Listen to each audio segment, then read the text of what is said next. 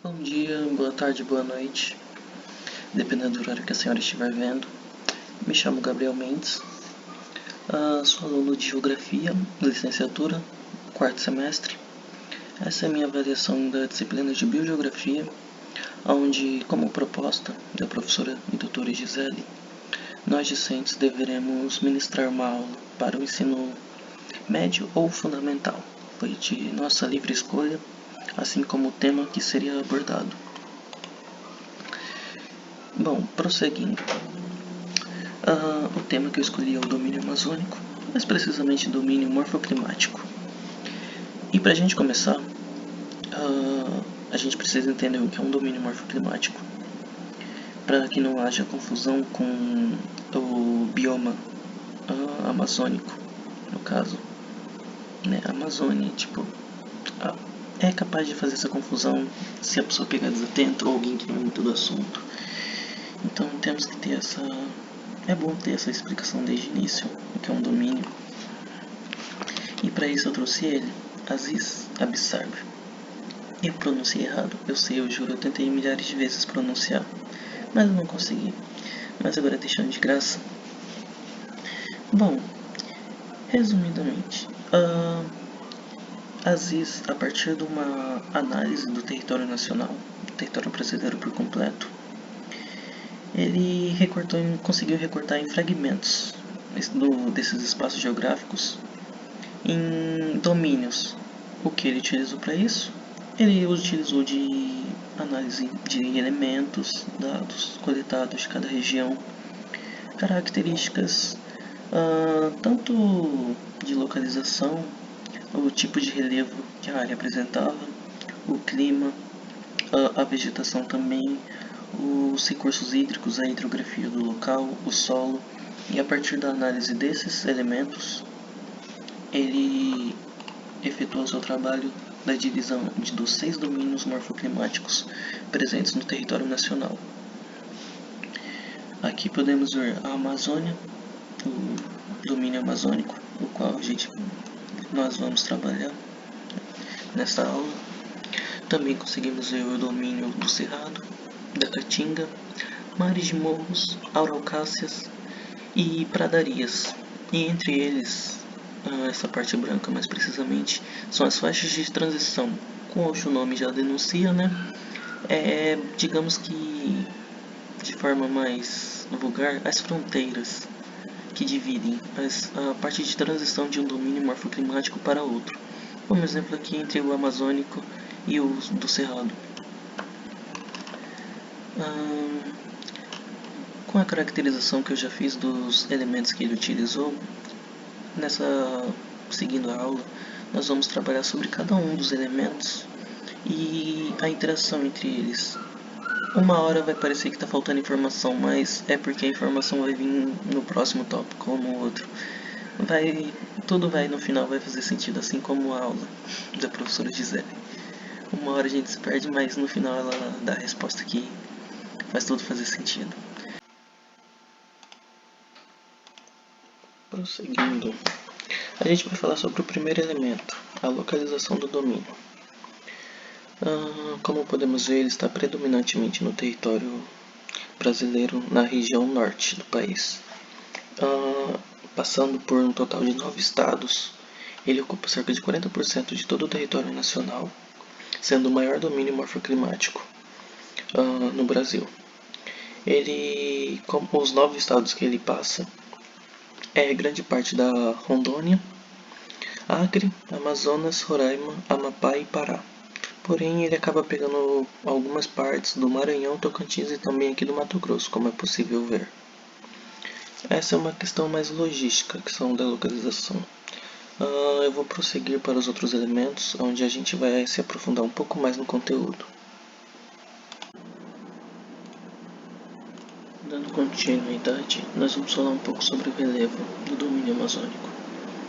Bom, ele possui 3 principais tipos apresentados. Ele é formado de planos de inundação, predominantemente. Também possui uma quantidade mais limitada, porém presente também, de planaltos e depressões. Como vemos aqui, As áreas de plano são extremamente extensas, com grande passagem de rios, já que o domínio amazônico ele possui a maior bacia hidrográfica presente no território nacional, além de possuir um clima extremamente úmido, como nós vamos ver em seguida quando formos falar sobre o tipo de clima presente. Mas em si, é majoritariamente por terras baixas, ou seja, lugares de baixas altitudes, mas ele também apresenta planaltos, como podemos ver. Eles possuem uma leve aumento de altitude, de altura, né? Em comparação com as áreas mais planas, que são em maior quantidade dentro do domínio, bem padronizado de um tipo de planalto, onde você consegue ver uma leve elevação em comparação com as demais regiões, e na sua parte superior ele é mais plano. Esse daqui, mais precisamente, é o Planalto das Guianas. Aqui a gente também tem um exemplo de depressões presentes. Esse daqui é uma imagem mais uma figura para representar, eu não consegui uma imagem mais precisa. Bom, as depressões normalmente dentro do território amazônico, eles são relativamente baixas em comparação com a região à sua volta. Como podemos ver aqui, em comparação com o Planalto, a sua altitude no caso, há uma perca, né, de altitude em comparação com essas áreas, e elas dentro do domínio normalmente elas apresentam certos alagamentos, tendo esse tipo de ligação com os recursos hídricos, já que são áreas mais baixas, acabam que por algumas vezes alagarem. Bom, vamos dar continuidade com a aula. Seguindo os slides, a gente vai falar um pouco sobre o clima do domínio amazônico. Basicamente, ele possui predominantemente os aspectos de um clima equatorial por conta da sua proximidade da linha do Equador. Bom, nós sabemos que quanto mais próximo da linha do Equador, maiores as temperaturas do local. Mas outra coisa também que é importante falar é que, além de altas temperaturas no ambiente, ele possui uma grande quantidade de umidade no ar. E isso é decorrente também de grande quantidade de chuvas ao longo do ano todo, dentro do domínio. As chuvas também, uma causa delas é a presença da massa equatorial continental, que ela é bastante específica, de certa forma. Ela apresenta elevados níveis de umidade, tal fato é explicado pela sua formação, que ela é formada dentro da floresta amazônica, que forma uma grande massa de floresta equatorial, né? Com isso, ela se forma próximo da linha do Equador, e essas características geográficas, tanto da questão da grande quantidade de floresta, dessa massa em si, pela proximidade da linha do Equador, ser uma área bastante úmida, né? Essas características conferem à massa um elevado nível de massa de umidade, com a capacidade que ela acaba ganhando de gerar fortes chuvas ao longo do ano todo. E ela ocorre predominantemente na região norte do Brasil, que é justamente onde está localizado o domínio amazônico, como podemos ver anteriormente. E nós vamos seguir agora falando, dando continuidade, a gente vai falar sobre um dos pontos de destaque do domínio amazônico, que é a sua hidrografia. Ele é situado em um dos pontos de destaque porque ele possui a maior bacia hidrográfica do território nacional, a bacia amazônica. Bacia hidrográfica amazônica, no caso, mais precisamente. No caso, ela se estende por 3,8 milhões de quilômetros quadrados, envolvendo 7 estados, sendo eles Acre, Amazonas, Roraima, Rondônia, Mato Grosso, Pará e Amapá, tendo como rio principal o rio Amazonas, que ele nasce da fluência das águas do Rio Negro com o rio Solimões. e ele percorre por esse percurso até desaguar no Oceano Atlântico. Como nós podemos ver na imagem, um dos motivos da quantidade extrema de umidade presente no domínio amazônico é pelo abundante recurso hídrico, né? Onde a gente conseguimos ver como vários rios de destaque de grande porte que acabam um meio que se interligando pelo outro. E assim nós vamos dar continuidade à aula.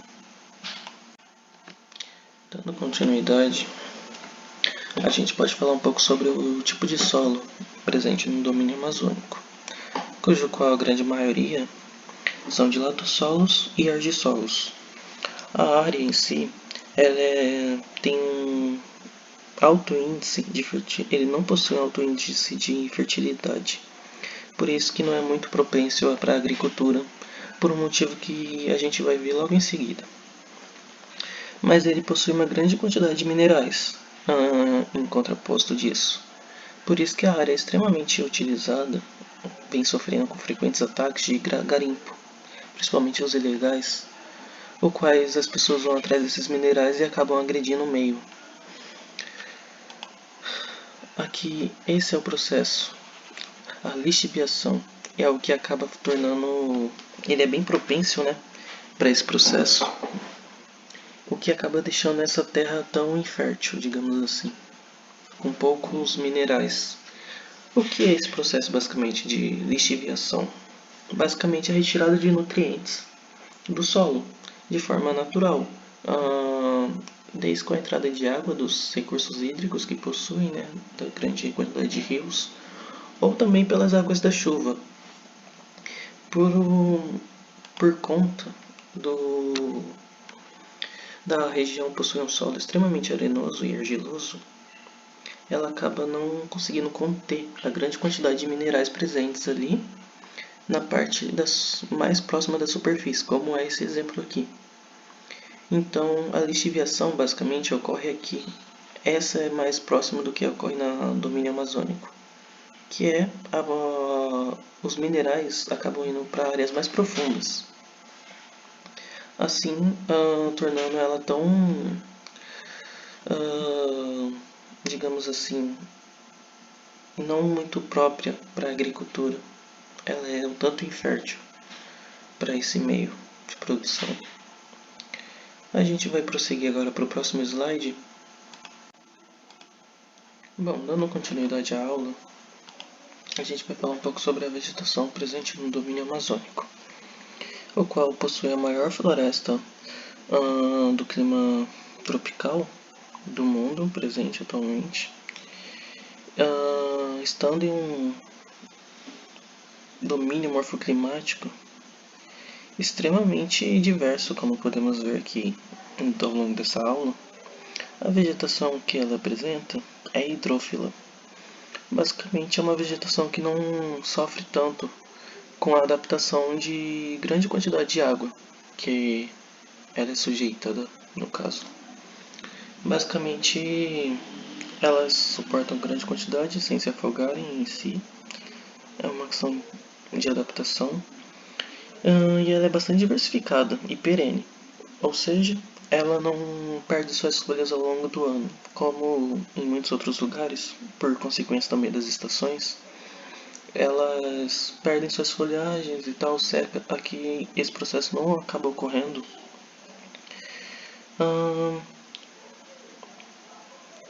E sobre a vegetação em si, ela possui 3 tipos principais.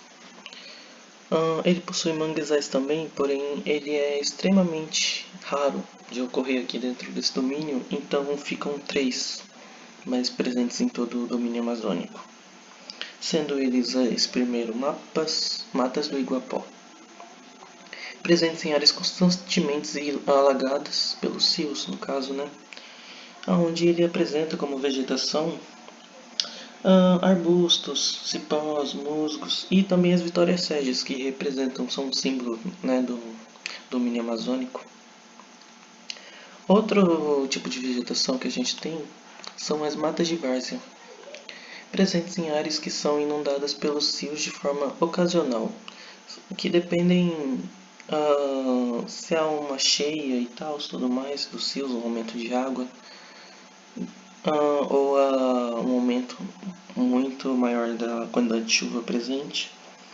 Essas matas em si possuem o mesmo tipo de vegetação, tanto semelhante, com as matas do Iguapó. Como último, são as matas firmes, de terra firme, que são presentes em áreas que não são inundadas pelos rios. Normalmente elas ficam em áreas um pouco mais elevadas. Em si, as principais árvores que possuem são de grande porte. Entre elas a gente pode falar castanheiras e as palmeiras. Seguindo, como seguimos para a parte final da aula, vai ser dedicado esse tempo para que os alunos possam tirar suas dúvidas, discutirem sobre os conceitos que foram apresentados e tirarem dúvidas que não foram respondidas ao longo da apresentação, no caso. E com isso eu irei finalizar a aula sobre os domínio morfoclimático amazônico. E até a próxima.